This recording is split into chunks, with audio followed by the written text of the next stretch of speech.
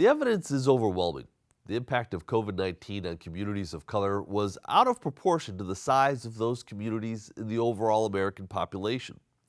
Today's guest is among a group of scholars whose new book argues the experience with COVID is consistent with other difficult experiences in American history.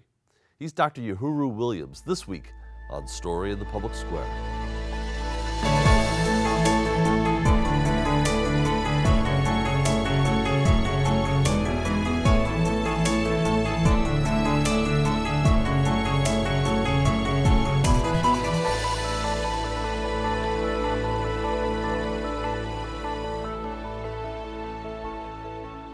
Hello and welcome to A Story in the Public Square, where storytelling meets public affairs.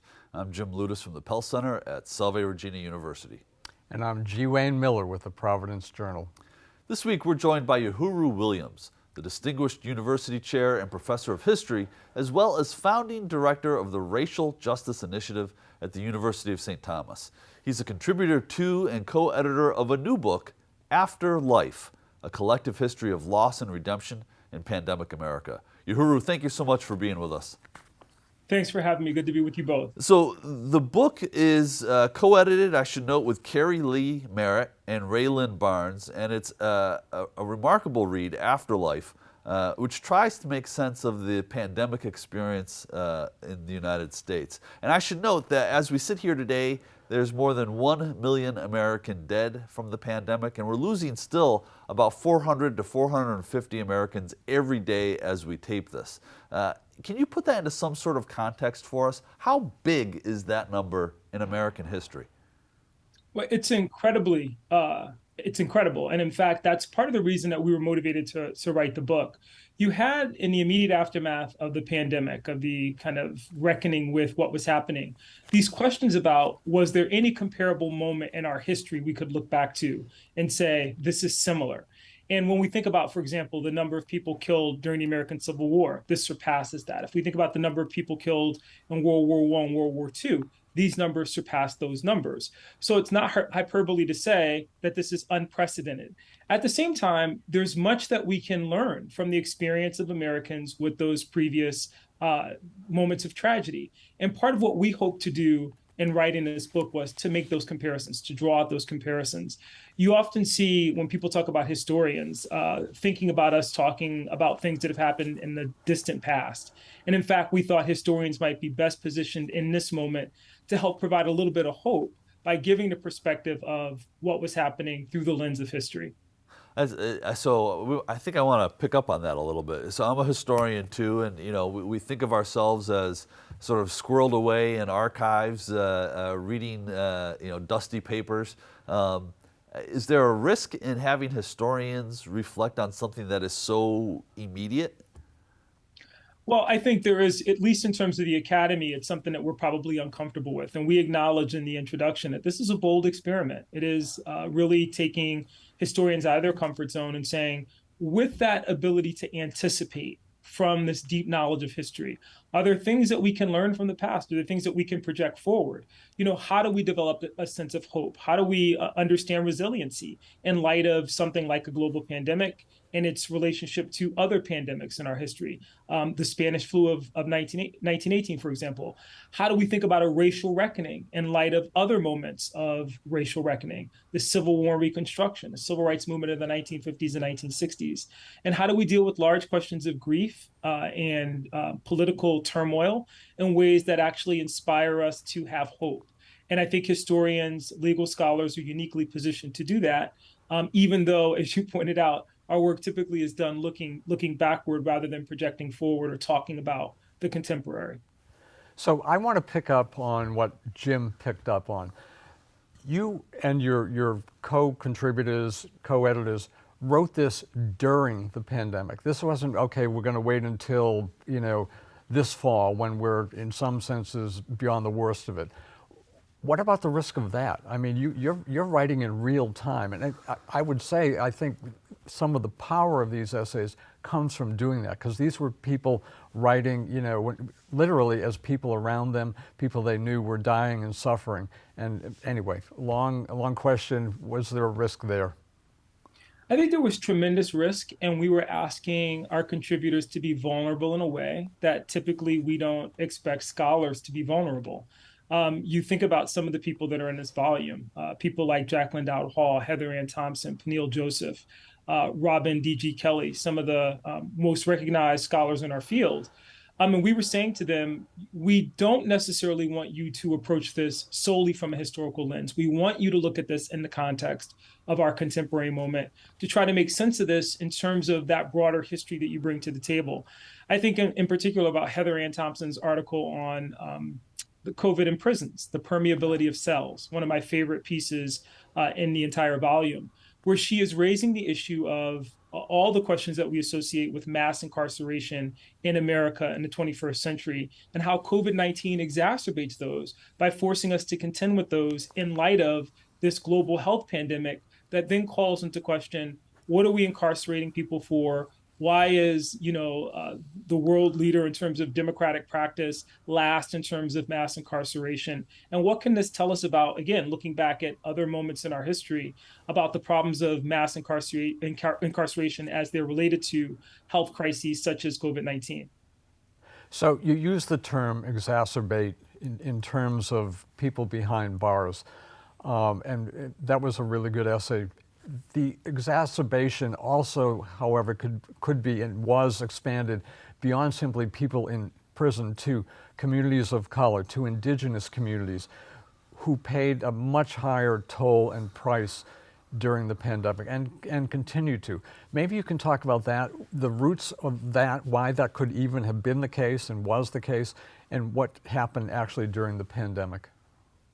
Well, it's one of my favorite sections of the book too, and we owe that in large part to Carrie Lee Merritt and Raylan Barnes, who both were very much wanting to be able to have readers explore the unique challenges of communities of color, particularly indigenous persons in this moment, Latinx, African American. And the first half of the book, the first part, it's divided into 4 parts, is entitled American Exceptionalism. And it's taking on this notion of American exceptionalism and immigration in light of the lived experiences of communities of color. And in that section in particular, in the introduction, Raylan Barnes and Carrie Lee Merritt talk about the particular challenges that COVID-19 posed to indigenous people, looking at, for example, religious practices, cultural practices that in some sense exacerbated the response to the pandemic, but also racism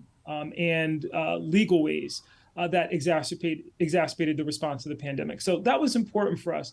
You also have people like Monica Munoz Martinez, who wrote a phenomenal essay entitled El Paso in the Morning, where she looks at violence against Latinx people during the pandemic, talking about COVID-19 and its disproportionate impact on communities of color, specifically Latinx, but also looking at that in light of the El Paso massacre, and asking the question that we're talking about mass death, not only in terms of the pandemic, we're talking about America reckoning with these kind of deep-seated racial fault lines that still exist, that are still a very big part of the fabric of our nation, and which really manifest themselves in the most glaring terms on January 6th. So, I think that's part of what the motivation was there. And we had some incredible scholars, weigh in on that and look at that through various lenses. Robert Sy and Monica Munoz Martinez in particular.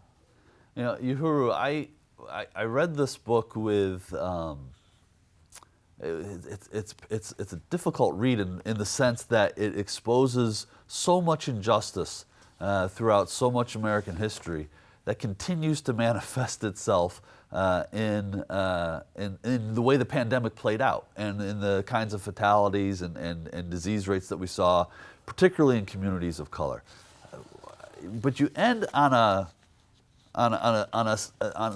note of some optimism and some hope. Can you spell that out for us here? Yeah, absolutely. One of the things that spoke to me in the aftermath of the murder of George Floyd here in Minneapolis, St. Paul, was a letter that John Lewis wrote, his final letter to the American people, which is published posthumously in the New York Times, shortly after his death, in fact, days after his death. And in it, John Lewis wrote, "Together we can redeem the soul of America." And it's a very hopeful and inspirational piece that reminds people that, we have the power, even in the midst of this unprecedented challenge associated with COVID-19, associated with this racial reckoning, to write our own future. And Lewis said in particular, I like to call it the Lewis Doctrine. If we study the past, if we recognize our shared humanity, and if we recognize that freedom is a constant struggle, that we all have a duty and a responsibility to contribute in meaningful ways to be caretakers of our republic and caretakers of our community, then we're always going to be moving forward. We have moments of challenge, but we can overcome. And I think that's where we wanted to end. We're very much inspired by John Lewis, very much inspired by that message.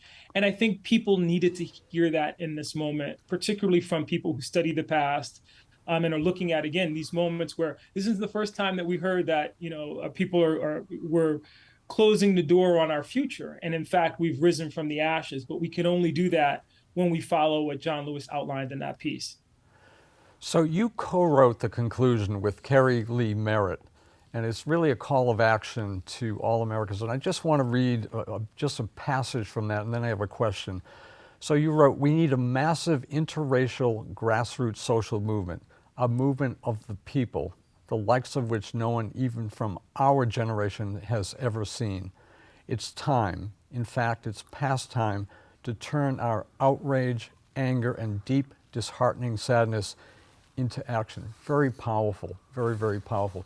Do you see signs that that grassroots movement is beginning, could begin, and where it might go? It's a great question, Wayne, because I think a year and a half ago, definitely I would have argued that I saw signs of that. I worry, and I think this is a challenge that, again, we have as scholars, as you're kind of, looking back, that Americans have a very short memory. And unfortunately, the American people like a tragedy with a happy ending. I listened to an NPR program a couple of years ago, maybe 10 years ago. And as they were introducing it, they talked about the difference between American literature and Russian literature. And whereas the Russians love these kind of long, drawn out tragedies like War and Peace, these tomes where the hero is poorly rewarded, Americans like the sitcom. We want, our tragedy summed up in 30 minutes, and we want to believe that we can overcome in a short period of time. And we're not invested in kind of the long haul necessary in order to create real and lasting change. I worry in this moment that as we move further and further away from the memory of 2020, what we all experienced viscerally in terms of the stay-at-home orders and the grief and loss that people felt in that moment, in the big and small things that people in our volume like Eula Taylor talk about, the loss of our Starbucks table, which would be easy for people to trivialize, but she's saying it wasn't just the loss of the Starbucks table, it was a loss of community, the loss of the ability to socialize. Our experiences in airports, those types of things. As we come back online, as things are coming back to normal, I think that there's a real fear that the momentum toward that is being lost. And in many ways, I think January 6th is kind of a referendum on that. It's a call to action in the sense that we can see what happens when those deep-seated divisions manifest themselves in ways that are harmful. Stephen Barry writes about that in a phenomenal a phenomenal article entitled "Confederates Take the Capitol." But it also is an opportunity for us to think about, the ways that what Kerry Lee and I write about in the conclusion, we can encourage that. And I think a lot of that is a pushback towards some of the things that we've seen manifesting themselves today, the pushback against the teaching of substantive U.S. history, hard history. Because really, again, this is something that John Lewis talked about. The way that we redeem the soul of America is facing our past unflinchingly, and then thinking about ways that we can be part of the change to elevate our democracy. Yohuru, you mentioned the essay by Stephen Barry, which is powerful about the sort of the historical legacy of the American Civil War and its relevance to today. There was a sentence that struck me. He wrote, excuse me, "The Civil War was inaugurated basically because one side refused to recognize the legitimacy of an election." I mean, are we on the cusp of another civil war? Well, I think it's such a powerful point. And in fact, I remember reading that line when Stephen submitted it and just being blown away by the kind of starkness with which he stated that. Yeah. And I think Peniel Joseph also speaks to this in his essay. This idea that we're on the cusp, perhaps, of this kind of, he calls it a third Reconstruction. I talk about it in the book as a third Reconstruction. But we have to remember this Reconstruction follows Civil War, it follows this kind of frame. And we can't deny that we are in the midst of something that feels an awful lot like 1861 all over again in terms of our politics in America today. It's funny that Stephen Barry's talking about growing up in Florida, which is one of these key battlegrounds. And we talk about what were the three states at the center of Reconstruction, the last holdouts: Florida, Louisiana, and South Carolina. Sounds, again, suspiciously a lot like today in a lot of ways. So we can learn a lot from our history.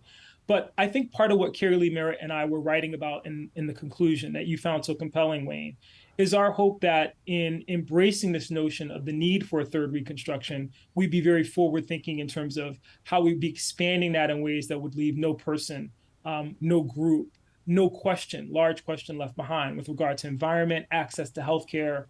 We would actually be talking about afterlife in the way that Saidiya Hartman talked about the afterlife of slavery, where she says, look, traumatic things leave scars. Slavery left scars, economically, socially, politically, on our landscape. And we can see that in voting rights and denial of voting rights. We can see that in policing, so on and so forth.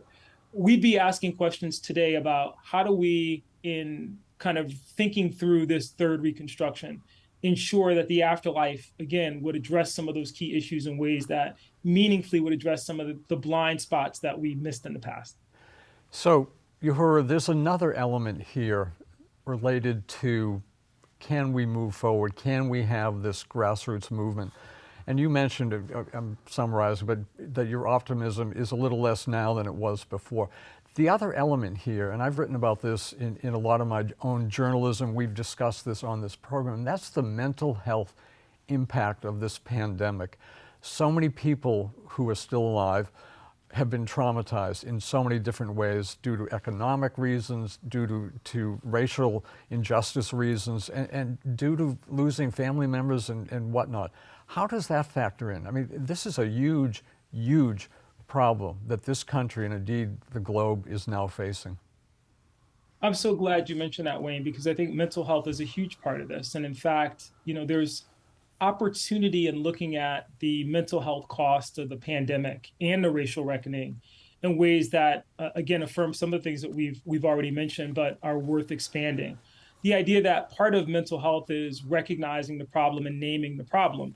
So the pushback against, for example, things like critical race theory, the phantom menace of critical race theory in American public schools, and this kind of manufactured controversy over the teaching of the warts that we associate with American history, is not about good mental hygiene. It's about trying to hide our history in ways that ultimately produce harm, because what they do is make this moment seem like an aberration rather than unfinished business. And really what we're talking about is the unfinished business of race in America, the unfinished business of gender equality in America, the unfinished business of the perfection or perfecting American democracy. Having said that, I think the other part of this that's critical is that it's hard for people to see a way forward when they haven't had an opportunity to properly grieve. And this third part of the book is called Finding Light in the Darkness, and it's kind of dealing with the question of grief. Jacqueline Dowd Hall perhaps has one of the best essays for me in that section, where she's talking about basically going through and building a family archive during the pandemic and coming to grips with some of the grief. She talks about the grief that came before the grief. And this kind of recognition that these are longstanding problems, that we do become in some sense blinded to our own realities in ways that I think are detrimental and invite us to think about mental health in terms of our own mental health, but also the American psyche. What will it take in this moment to think about ourselves differently, to build a new identity, one that's not based on, mythologized American past, but one which is based on an aspirational future where we try to live up to some of the values that we articulate in our core documents and mean those in ways that involve the entire populace. So I think that's part of it. But I would be remiss if I didn't say that I think that one of the things that will be a huge impediment is how people will respond in this moment to those losses which are less tangible and less real to us, and that are really owned by the generation below us. This idea of, what does it mean to have been denied the opportunity to engage socially with others in school? And how is that going to impact that generation going forward? What does it mean to have lost, in some cases, large numbers of one's family? and then how do you deal with that? Again, not unprecedented in terms of us being able to look back and talk about other periods where this took place, but in terms of scale, certainly this is something that weighed heavily on us and something that we believe is very important. Yohuru, one of the essays that affected me most was the essay by Philip Deloria, an indigenous professor at Harvard University, who writes about the shock that he had, that his greatest emotional release came from the death of a singer-songwriter. It wasn't the pandemic, it wasn't the lockdown, it wasn't someone who died that he knew in his family. It was this songwriter who died, and it resonated with me because I can think of times in my own life in the last 2 years where I could not explain my emotions in a given moment, where I felt overwhelmed and emotional, sometimes literally moved to tears. And as I thought about what Deloria had written about, it occurred to me that perhaps, even in our isolation, we were part of this massively shared experience that manifested itself in a whole bunch of different ways. But I don't know, I'm sort of riffing here, I think, a little bit, but this idea that we lived through this shared experience even in isolation, is there validity to that? It's a wonderful comment, and there's definitely validity to it. In fact, one of the things that we spent a lot of time talking about, and again, this is, Raylan Barnes is, brilliant scholar, but she was on social media. It was kind of interesting in using social media in the very beginning of the pandemic to engage with other scholars and ask these big questions, and talking a lot about mass death. And one of the things that she hit on that Philip definitely develops in that piece, and talking about the death of the singer and how it impacted him, is the way that we think about ourselves in relation to our celebrity culture. And for me, there's no better example of that than the death of Kobe Bryant. If we go back to the death of Kobe Bryant in January, in that moment, we're still believing that it's a tragedy to see such a young superstar pass in that way. And it's an aberration. Things like that don't happen. This is a tragic accident. And, this is, we mourn Kobe Bryant for the loss of the athlete, but we also recognize that, a helicopter crash is something that, is an accident, and so on and so forth. By the time we're in the midst of the pandemic and we are witnessing with frequency the passing of people from all walks of life, celebrities, actors, politicians, a pandemic that doesn't discriminate and no one is immune from, it becomes very real for all of us to have to grapple with our own mortality in ways that it may not be tangible. Maybe you didn't have somebody in your immediate family pass, but someone who you felt you had a kinship and familiarity with because of their music, or because, like Dawn Wells from Gilligan's Island, you watched them on television, in endless reruns as a child, and they pass. It makes real that sense of loss. And so I think when you talk about that, it's why I love Deloria's piece. It's one of my favorite pieces in this volume, because I also went through those emotions. It was like every time someone else, we're accustomed to those things coming far more spaced out. And you want to be able to say, when you're talking about somebody in that context, well, they lived a good life, or, there's some explanation. But when it's a global pandemic and they're coming so close together, it just reinforces all of our own mortality and our own sense of vulnerability. Yohuru, that's one of my favorite essays as well. And what Jim was saying, and what you're talking about in terms of emotions, I mean, this has been 2.5 years of just incredible, I don't even want to use the word roller coaster. I'm really at a loss for words about that. And I'm so glad that this volume recognizes and explores that. I have a completely unrelated, or somewhat unrelated question, which is, everything we're talking about here is against the backdrop of a highly politically polarized country. Can you speak to that? What do we do? How do we move towards some shared vision again, some resolution, some way of moving forward? We got about 90 seconds left, Yohuru.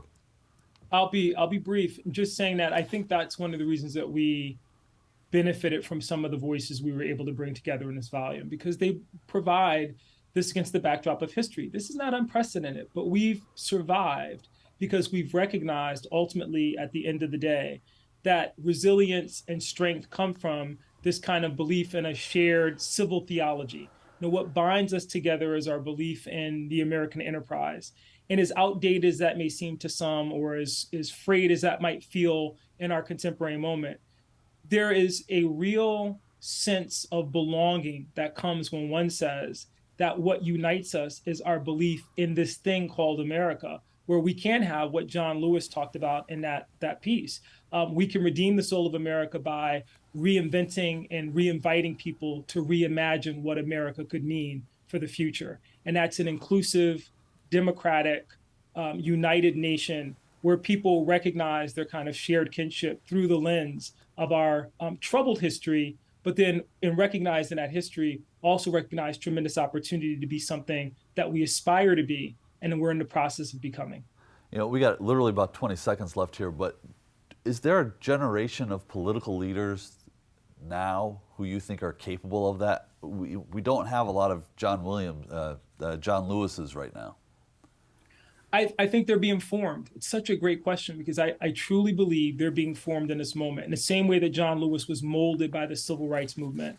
In the same way that some of the great statespersons that we admire so deeply were very much shaped by the moments in which they were born and what they experienced. I think there's a generation of political leaders now who are being formed, who will be able to lead us effectively into the future. Yohuru Williams, the book is Afterlife, and it is an important read. Thank you so much for being with us. That is all the time we have this week, but if you want to know more about Story in the Public Square, you can find us on Facebook and Twitter, or visit pellcenter.org, where you can always catch up on previous episodes. For G. Wayne Miller, I'm Jim Ludis, asking you to join us again next time for more Story in the Public Square.